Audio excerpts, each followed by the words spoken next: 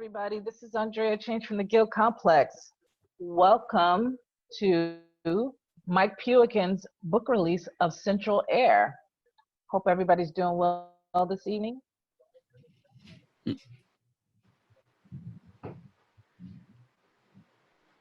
have a couple people raise their hands. So just to let you know a few comments that we've gotten about Central Air. Mike's first published book of poetry by Northwestern University Press. Here we have it, Keenly Addictive Chronicles of the Chicago Poet and His Chicago Brethren, by Patricia Smith, author of Incendiary Art. So about Mike Puican. Mike has published poems and poetry, Michigan Quarterly Review and New England Review, among others. He won the 2004 Teochew Press Chapbook Contest for his chapbook 30 Seconds. He was a member of the 1996 Chicago Slam team and is a longtime board member of the Guild Literary Complex in Chicago. Currently, he teaches poetry to incarcerated and formerly incarcerated individuals in Chicago at the Federal Metropolitan Correctional Center and St. Leonard's House. In addition to hearing Mike Puican's poetry, we'll have our very special guest, Mark Turcotte, interviewing Mike. Mark Turcotte is Native American Mountain Ojibwa, and I said that wrong, Mark, I apologize, and author of 4 poetry collections, including The Feathered Heart and Exploding Chippewas. Since 2009, he has been a senior lecturer in the English department at DePaul University. Just so you know, you have the opportunity to purchase copies of the book during this reading. You can go to Bookshop. I'll publish this on the chat so you have a way to click on it when you want to. And also, all portions of the proceeds go to the bookseller. So I'll turn it over to Mike and Mark to let them get started.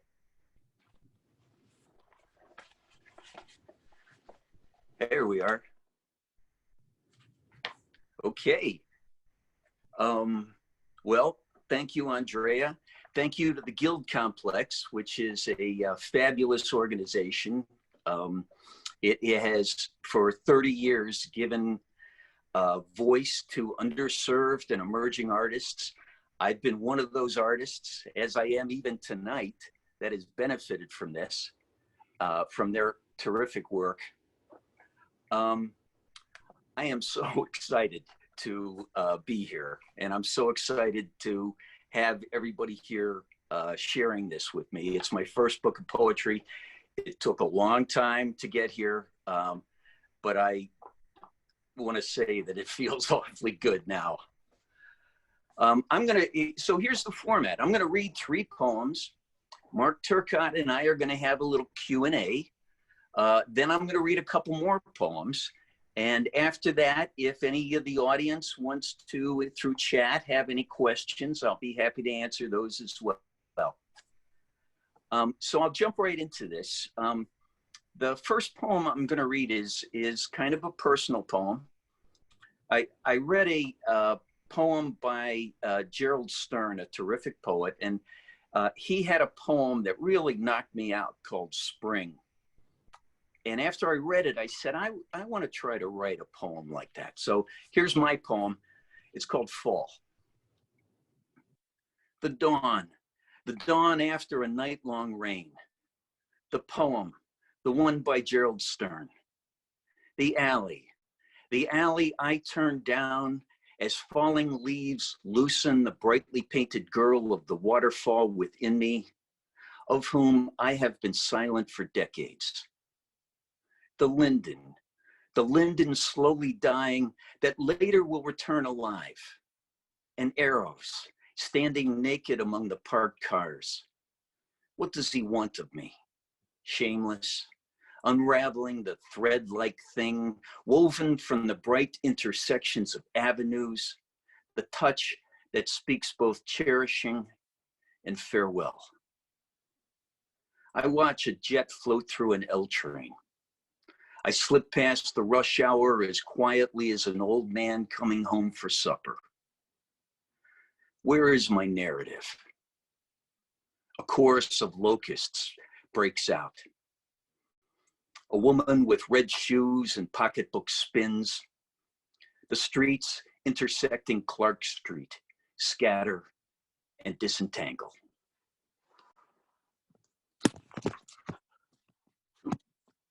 Almost lost my iPhone. My book has gotten a lot of attention for its focus on the city and specifically on Chicago. Sorry. I did not set out to write a book about Chicago. It just happened. I have a good bit of description in my poems, and I write about what I see. So I see the buildings, I see the traffic, I see the people, and they come into my poems quite a bit. This next poem, I did intend to write about Chicago. It has a line in it from the great poet Gwendolyn Brooks, and that line is, "If thou be more than hate or atmosphere, step forth in splendor, mortify our wolves." I have woven that line throughout this poem. The poem's called Chicago.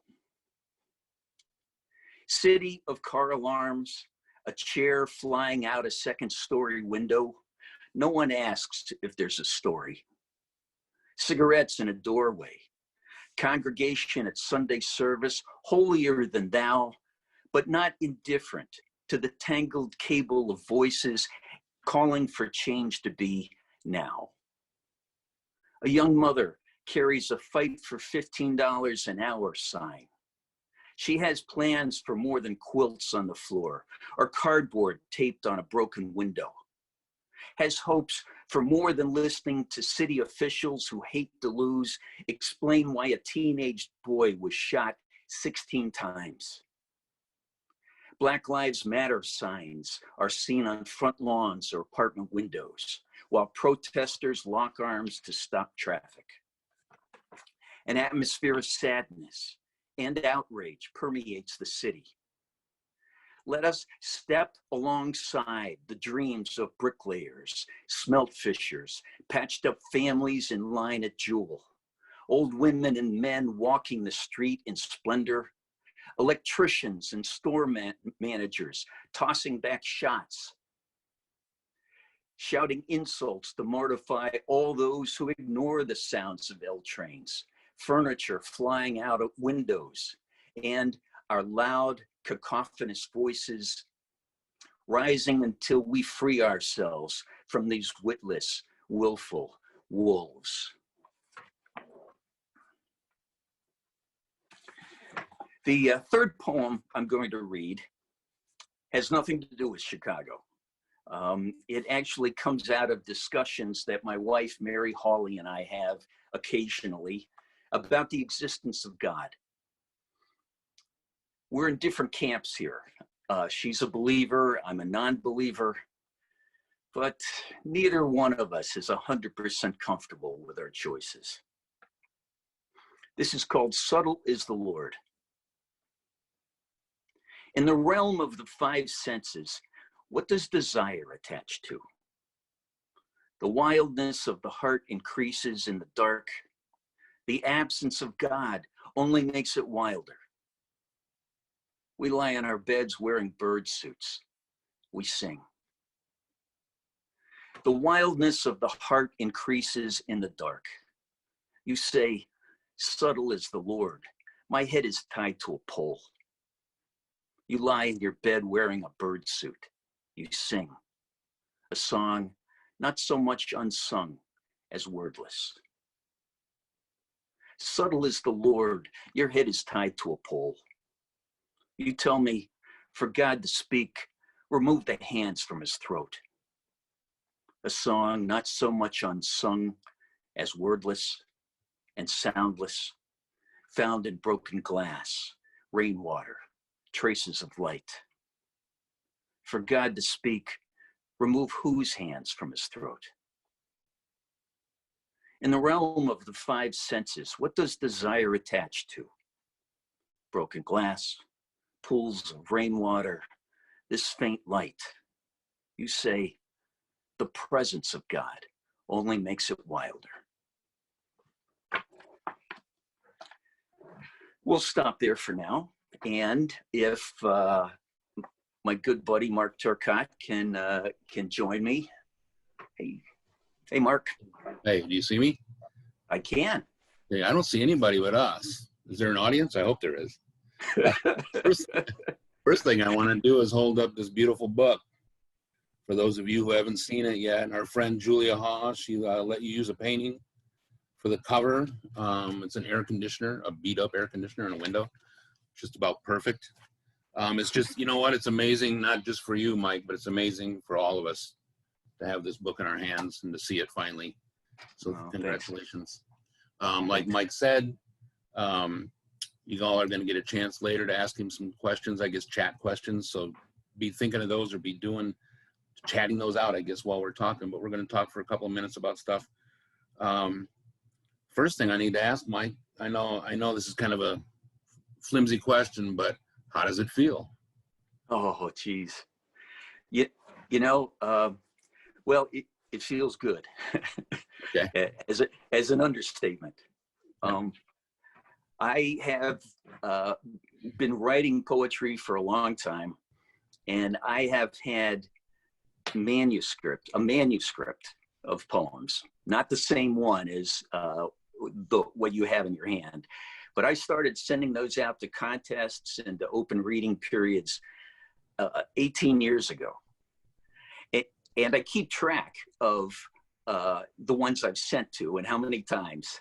So I have sent out a manuscript 145 times until Northwestern took this one. And so, it's been a little while. It feels pretty good to finally have this. Well, you're a classic case of perseverance, right? But you're also a glutton for punishment to keep all those detailed records. Most people can't do that, right? But I do know, there have been lots of times when your manuscript was second. You know what I mean? When for a publisher. A couple of times, yeah, you're right. You're right. It's been a real crazy trip, and I've kind of been witness to it, and I appreciate that. So congratulations again. Let's get serious, okay? You and I have talked before, and I've talked with my students and other writers that I know about, encountering, let's say, a book of poetry, and when you get done reading it, or the first or even the second time, you start thinking about, what is this book about? If I were going to talk to somebody and say, well, you should read Mike's new book because it's about this. Those big dramatic questions we ask. And the first thing that comes to me is that, it's about a search. And that can be a lot of different things, but for me, that feels like there's this undercurrent of the search that maybe I could describe as struggle, or maybe like there's a speaker here, there's a heart here that's searching for something that they're already acquainted with, but they're searching, trying to define their relationship with it. Does that make any kind of sense to you? Wow. Maybe I'll have you write the copy for my book. I like that. If you would ask me, I'd say that I just did. So it's not theoretical, you're saying? I would say that I am looking for commonalities. I'm looking for what binds us all together. Okay, we all breathe the same air. That binds us together. But also, we all dream. We all want to be loved. We all are trying to improve our lives, no matter how misguided that often can be. I think that's true for everybody. And that, as I write about the world that I see, is the thread that joins us. And the title, Central Air, for me, it is the air, the central air that binds us all together. That it's the struggle without knowledge of what the right thing to do is. It's the attempt to do the right thing. And even the mess of the world that we're in right now, I believe that every person is doing the best they can. So think of somebody that you think is the worst person in the world. I think they're doing the best they can, not the best they possibly could do. They're doing the best they can at that moment. And in that way, I think we are the same. And to take it back to your question, that's what I think my book is about. That's what I think that really that's the impulse that causes me, that brings me to writing about the world. Sure. I love that word impulse. I think that's an important word, just to apply to art in general. You know, I think that founding moment, that founding impulse, I guess. Just from your answer right now, Mike, are you really suggesting that you are keeping everybody else, your potential readers, all the other people you know in the world, in mind when you write a poem? Is that what no? No. Okay. No. I am not. I am not. That sort of implies, the way I hear it, that implies that I'm trying to write something everybody will like. And you know, if you read the book, okay. Yeah. I'm not keeping the readers in mind at this point. I have a sense of what I want to create. I want to create something beautiful.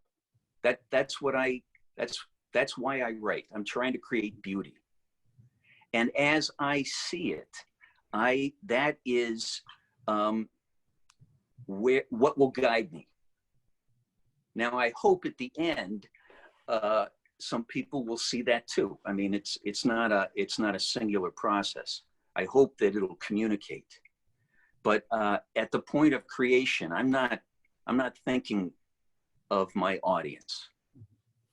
Maybe then it's just that idea that your ultimate goal is always there, you know, and it was there for the last poem. So, you know, you might not be thinking about them while you're writing it, but ultimately what you want to write about includes everyone else, right? In you know, because you just said there's commonality, you know, that we all have, you know. Yes, you're right. And that's exactly true. And that's not about being like accessible and you know, I got it.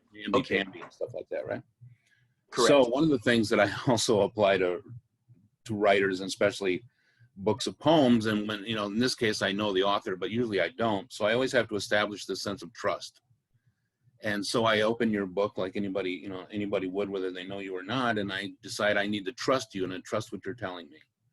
And I feel ultimately like I feel like I can trust this speaker, but I also know the speaker is doing a lot of playing. You know, there's a certain comic element to your work that I think doesn't always come off on stage, you know, where most people have encountered your work. Do you feel like that's something on purpose? Is that a natural thing? That's good. Yes, absolutely. You know, I like humor. One, I don't see it a lot in poetry, but I like to have things that the reader can hold on to. So sometimes I might get pretty abstract, but I like to bring the reader back. And oftentimes with humor, that's a good way to do it. But it's also, I think as you were indicating, it can also be a way to sort of surprise the reader. So, you know, I have a poem called Current, where it's observing me and my life over my life in different moments. So one of me is looking at me swimming in a rock quarry. One of me is saying, man, am I stoned. I mean, starved, which is something I said to my mother when I was in high school. Yeah. But the next line is, one of me stands at a bluff and watches his parents' ashes sift through the trees. So I like to keep the reader off balance a bit, and humor is a great way to do that. To sort of open up your heart, open up your awareness, and then come in at a different angle, so that maybe the point will have more impact. Yeah, I get that. So this, that trust, like, then has to apply to the humor. In other words, I'm not, as a reader, I'm not being laughed at, I'm not being mocked, I'm being invited, I'm included. Good. Right? And I feel like that. I feel like that happens. Yeah. But sometimes, like you say, this whole time thing, like one of the things I would tell somebody who's going to read your work, this book end to end, I would say, okay, just forget about time. Don't worry too much about time, okay? Or your preconceived notions about time, because often that doesn't apply. And I mean, and that's good. That's, I'm not being facetious or silly. Yeah, I know you're not. It applies. And that lends itself to a certain sense sometimes of absurdity, or the fantastic, surrealism a little bit. And I really don't think that you're aiming for absurdity. What do you think? No, but it will get surreal. Mm-hmm. So the first poem in the book is The Lawyer Says, and so it's about a lawyer arguing about metaphor. And you can't trust metaphor. There's no such thing as a roar of stone lions. What are you talking about? And it's in a courtroom. Well, the judge couldn't care about this argument. The spectators are looking around the room. Suddenly a lion walks in, and it's got the lawyer in its teeth. And before the lawyer is swallowed by the lion, he says, "Your language, it's not dangerous enough." Well, the whole point, I guess, is to try to make dangerous language. I start the book out with that, sort of throwing out the gauntlet, saying, "Okay, Mike, we're going to try to see how dangerous your language is." But that is the goal for me. This is what I'm trying to have, language that's surprising, that's new, that's uncomfortable, that's even dangerous sometimes. And so back to your question about the fantastic. The fantastic's in there not for the sake, like you were saying, of being absurd, because my point isn't about being absurd. It's more about using surreal techniques to kind of help make my point. Or just allowing that the fantastic can happen in this realm. I think that's kind of the way I look at it. I mean, that poem you mentioned definitely sets a tone. It's a good intro piece. I've noticed in your work, Mike, that there's a real awareness of other writers, especially other poets, occasionally other artists, in a more broad sense. Do you just get inspired when you encounter other writers, or do you purposely decide, I'm going to have a conversation, or I'm going to interact with, like Stern, the first piece, and you usually don't hide it, as far as I can tell. You usually just say it up front in your poem. You say, after reading Stern, or you use the artist's name in the poem. So it's an acknowledgement, I read a lot. I am not only a poet, I love poetry. I am inspired. I read work. I read your work. And get inspired. And there are times when I feel, holy crap, this poet just wrote my poem, and I could never do it as well as that.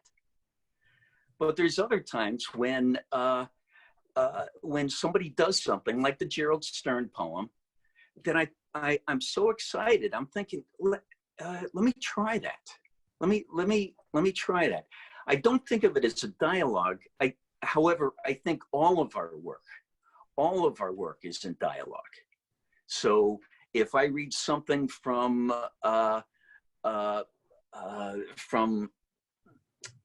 Poland, Miłosz, or I read something from anywhere, if it's out in the available to people to read and think about, that moves an idea forward, and I feel a part of it. I love being a part of that. Good. I thought so. You just used the line out in the available. So the line out in the available, I'm going to steal that line. If you don't mind. I'm going to use it pretty quick. It's up for grabs. I'm just letting everybody know that line is up for grabs. Yeah, thanks. Sure. My lawyer will contact you. That's right. Yeah. So I guess for me, when I read it, I feel that sense of respect, you know, in your poems for the other artists and the other poets that you've encountered, because it is so blatant. You know, it's not coy, you know, which I like, because too often I think people try to disguise their inspirations a little bit. You know, that's just my personal taste. But I feel like you don't bother. You're okay with that. You're okay with You're okay with saying, "Hey, I've been influenced." Is that fair to say? Man, totally. You know, if I'm inspired by great, you know, part of it is young poets early on, and this was true of me too. Being original is like everything. So you don't want to even read other poets. It's as though, you know, I want to have the universe speaking to me directly, and I don't need other influences to guide me. There's a lot of people who poo-poo MFA programs because supposedly they program writers into certain niches, but I don't believe it, because you learn. You can't help but your own voice come through. So if I learned the way Gerald Stern or Walt Whitman or John Ashbery, Ray Armantrout, the way they write, and if I learn that, then those are additional tools for me. And so I can't imagine thinking that I'm going to write a Ray Armantrout poem and think that I would disguise that she was an influence over me. You know, of course she influences many writers. Sure. So we got like 2 minutes here. So one last question. Yes. I think that's right. Yeah, you're right. Yeah, I'll Mark. try not to use it up with my silly question, or use it all up with my question, but there's a certain discomfort that shows up now and then as a reader of your work, especially in that intimate situation where it's just you and the book. You know, you don't have any distractions from it, and sometimes there's places that you go that are a little uneasy, a little discomforting. Is that a reaction that you're expecting, that you're aware of, you're okay with? You know, I think that when you're trying to create something new and impactful, you have to be open to the places your work takes you to. It's something I've worked on in my art, something I've worked on in my life, to be open to looking at uncomfortable things and not knowing exactly where they're going to take you, not thinking that I understand it all at all. And so I think that a poem can take you into uncomfortable places, not knowing where something's going to go, and that's part of what the poem can do. So I think that's really something that is available to me, and I try to follow it when I get inspired that way. Thanks, Mike, for taking us all the places you take us. Congratulations. Thank you. A lot of people are waiting, I can tell, to ask their questions, so I'm going to hand it over. Okay, great. Thank you very much, Mark. Thanks. So here's what's going to happen. I'm going to read 2 more poems, and then we'll open it up. I think Andrea will be reading the questions the audience has. But I want to go to the main poem in the book. The book, Central Air, is titled after a single poem. It is a poem that does what I was talking about. It's a series of vignettes, 5 vignettes. They each has a title, and they're all about people who are trying in their own flawed and in their flawed ways to improve their lives, and yet sometimes it's hapless. Sometimes it doesn't work out, as is true in life. The first segment is called Car Troubles.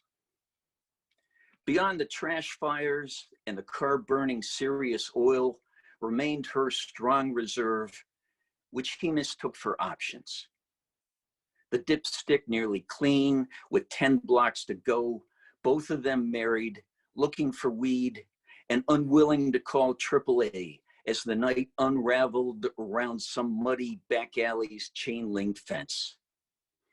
Pounded by a rainstorm, they stared out at the thin red streaks from security cameras and the unblinking stares of Rottweiler guard dogs that seemed to say, "Go ahead, step out of the car."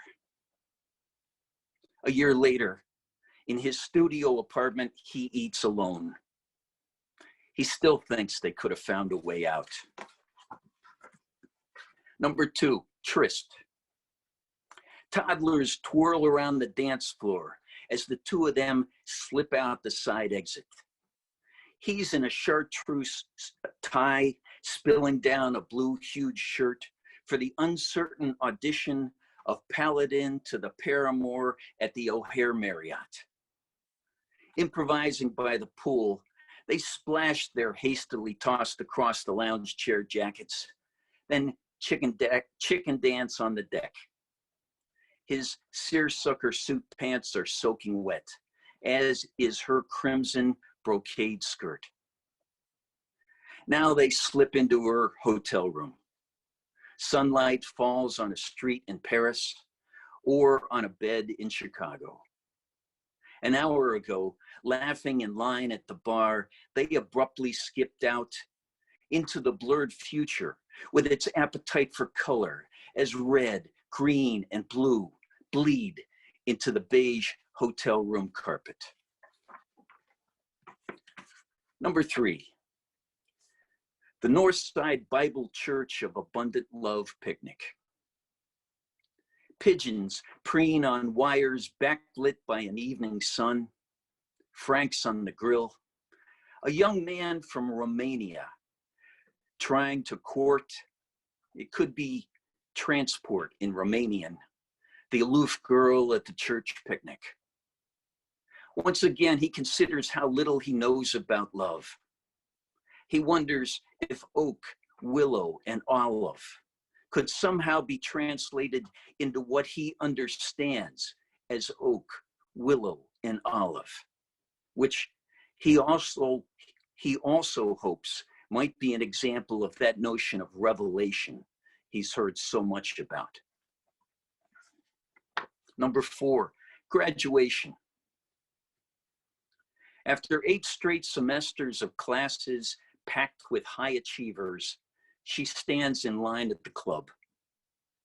Warm breezes stir the streets as she watches the smear of smiling families on the sides of passing buses. She's struck by the peal and echo of dance music and the unexpected gentleness of security guards checking everyone's handbags. Tonight, She didn't bring a handbag. She steps into the pulsing music and lights. She can't wait to see what happens. First this happens, then this happens. In a large swath of wakefulness, she stares at his bedroom ceiling as fish swim upstream along a riverbank alive with midsummer color. She hears the notes of a piano her mother once played rise into the night. Outside lies the city, as familiar as her favorite purse, which tonight she left behind, bringing only enough for admission to the club, a drink, and cab fare home, tucked into the pocket of her jeans. Number 5, domestic disturbance. The air conditioner rumbles under the broken windows, facing the back alley stairs.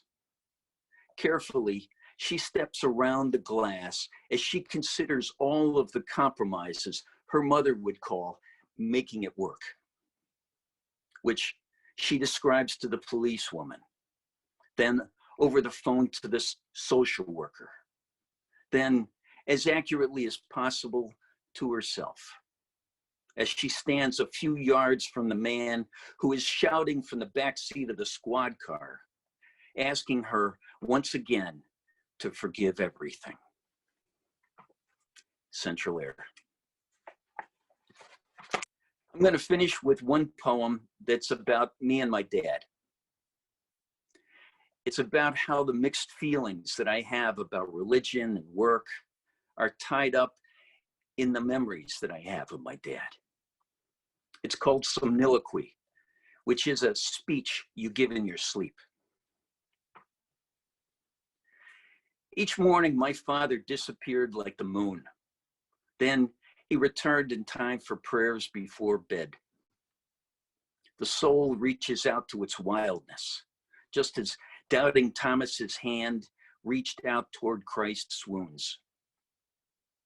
Here is the priest rubbing oil on my forehead. Now he blesses me as priest, prophet, and king. Now I am 5 and sitting in dirt. Now I'm in the kitchen, taking apart the toaster. Then one day I ask myself, am I really the change, driving 20 miles to work each weekday before dawn? I hear a choir of angels as the elevator door opens to my father's nursing care floor. Here is my dad teaching me to change a water pump. He holds the water pump. I tighten the bolts. The first chill of winter enters the garage. Yesterday, I used a sawzall to open a wall. I worked slowly, so nails didn't pop through the drywall. Today at my window, I watch believers file into Sunday Mass. I watch the snow fall straight down in this rented room. When I wake, he holds me. Thank you, everybody. Thank you, everybody, for joining me. Thank you for this moment. I appreciate it.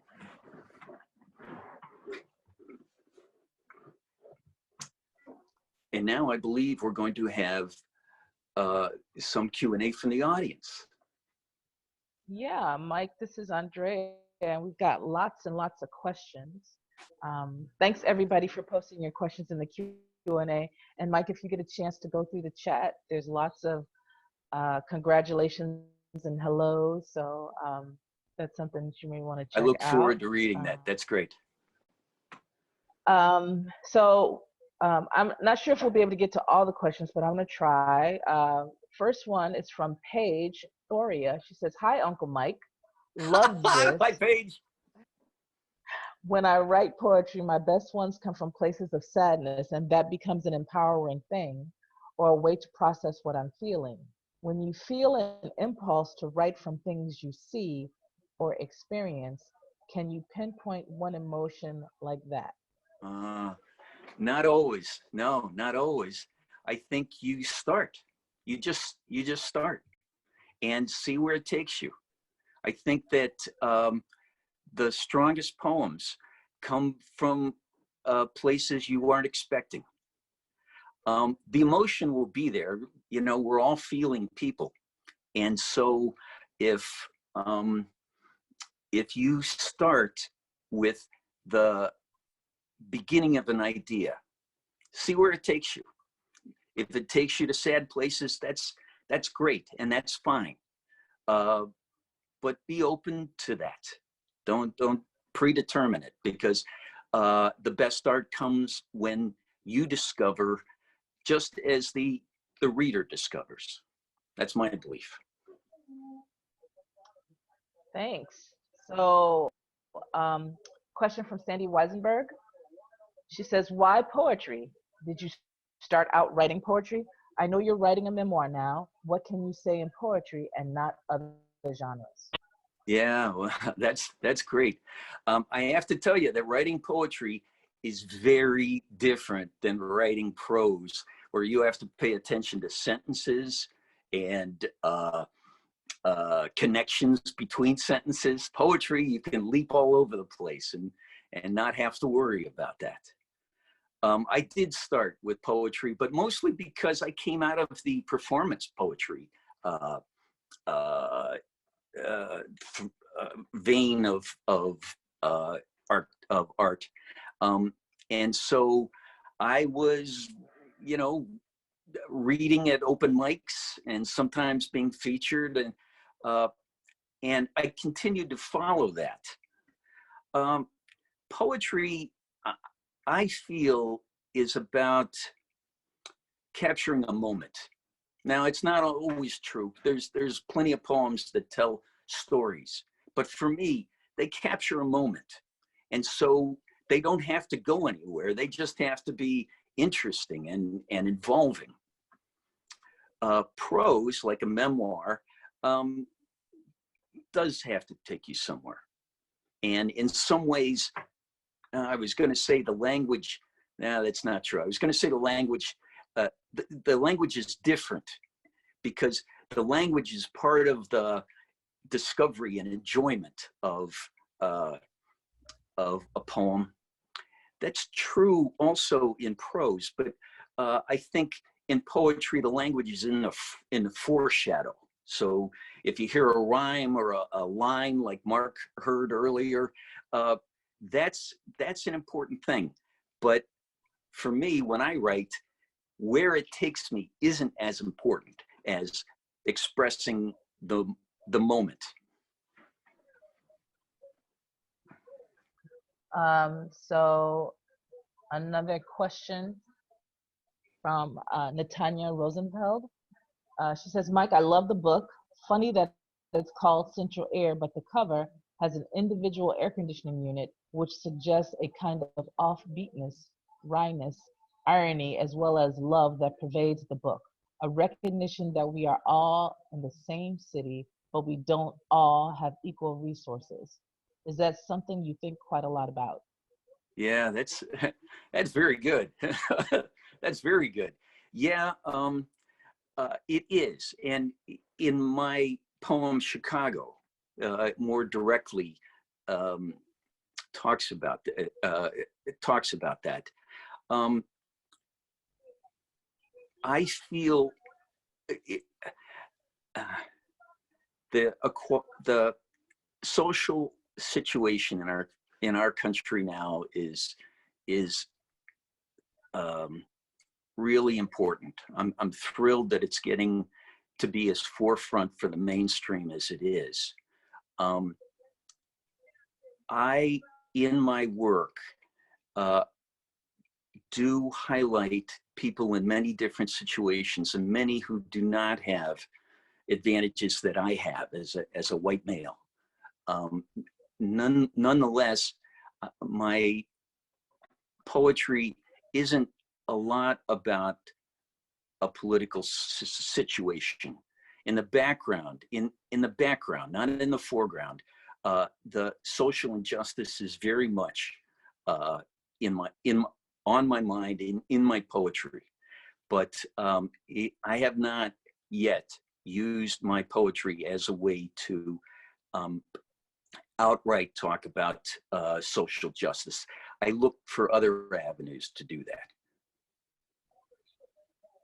So Faisal has a question. He says, Mike, huge congratulations. How did you decide which poems to not include in Central Air? Were there poems you struggled most to not include? Oh my. Well, now you're getting into the process of making the book. And here I have to say is where my editor, Parnisha Jones, was so valuable. I turned in a manuscript and Parnisha said, you know, it's good, but I'd like to take out these 10 poems and I'd like you to send me every poem that you have that is, that you feel is finished. I have quite a few, and I sent her quite a few. Well, she pulled out about 20 of them. She took out 10, she added 20 of them, and then she reordered the whole book. I mean, that's the instincts of an editor. That's hopefully what you get from an editor, and I sure did. I have to say, from my own judgment, however subjective it is a much better book than the one that I turned into Parnisha in the beginning. And so in some ways, I let her determine the process rather than have me have to make those choices. So we're getting a little tight on time, so I'm gonna ask a few more questions. Okay, sure. Vesna Nescal asks, when you start a new poem, to what extent do you consider form and structure? And if so, when in the process? Do you set out to write, say, a villanelle or a sonnet? Oh my. Okay. Hey, I love these questions. The form comes out of the words. So I never set out, unless I'm in a workshop and they say, okay, your assignment this week is to write a sestina or something like that. I let the words determine the form. So I'll have a page full of ideas that I think hold together pretty well. The thing that I found is that even though I didn't intend it, they chunk in certain ways. And those chunks help determine what form they're going to be in. Are they in stanzas? Is it a prose poem and there's only paragraphs? So the words always come first. And if my goal, if it's a good poem, the form will organically come out of the words and organically come out of the way things are expressed. So one last question from Miguel Marzana. He says, is there a poem in your book that captures a moment, any moment from Palabra Pura? I'm sorry, say that, that captures any moment? From Palabra Pura. Oh my. Well, for those who aren't familiar, there is a series that's been going on for a dozen years by the Guild Complex, and it's a bilingual reading series. I love it. That has been going on. It's called Palabra Pura, or Pure Word, and there's a great feeling amongst the people who attend and read there. I try to make it every chance I get. So is there a poem in my book that reflects the spirit of Palabra Pura? And there's one called, that actually, the title is in Spanish, La Calle de los Salvados, which is the street of the saved. And while the poem's in English, the whole spirit, it is about a woman who is feeling deep heartache, and yet the world around her is happening. The third graders are walking past her car, are floating past her car carrying flowers from a garden that her heart hasn't investigated in years, until at the end, spring just breaks out all over, and she can't avoid it. So La Calle de los Salvados is the one I feel that would be closest to one that if I read a poem at Palabra Pura, that's the poem I'd read. Well, I just want to say thanks, Mike. This has been an excellent reading, very lively, all things considered, on Zoom. Lots of congratulations from folks on the chat. I am very proud to say that the Guild Complex is able to do this for you. It warms my heart to say that greatness is not wasted on the youth. And all that hard work over time paid off. So it's a great book, and congratulations from the Guild. Good. Thank you. Thank you, Andrea. Thank you, Northwestern. Thank you, everybody that attended. It means a lot to me, and I really appreciate it. Thanks. So for those of you who don't know about the Guild Complex, we are a 30-year-old literary arts organization based here in Chicago. And as Mike mentioned, we focus on those voices that are new, emerging, and on the cusp of social justice issues. So lots going on with the Guild in the coming months. Our next event will be held on September 30th as part of the One State Together conference with the Arts Alliance. It's a panel discussion called Black Male Artist Voices. It'll feature several local artists from around the state, hopefully, and be talking about issues that are facing Black men today and how they're sort of formulating themselves in their art. Along with that, we have a Palabra Pura event on October 14th with Luis Rodriguez from Tiachucha Press, who will be reading from his latest book, From Our Land to Our Land. And then on October 21st, we'll have the Guild Presents Exhibit B, which is one of our newer programs that, again, focuses on new emerging artists and giving them a chance to sort of express themselves visually. Lots of stuff coming from the Guild, especially in November. We'll also include a reading with American Gun with Chris Green. The pandemic has not put us down. We have focused even more so on virtual readings, and the last 2 days have been a great start. Again, thank you, Mike.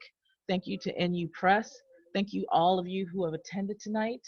And if you need some more information about his book, I've posted already to go to Bookshop. The link is in the chat. Mike, any last words? You got 2 minutes.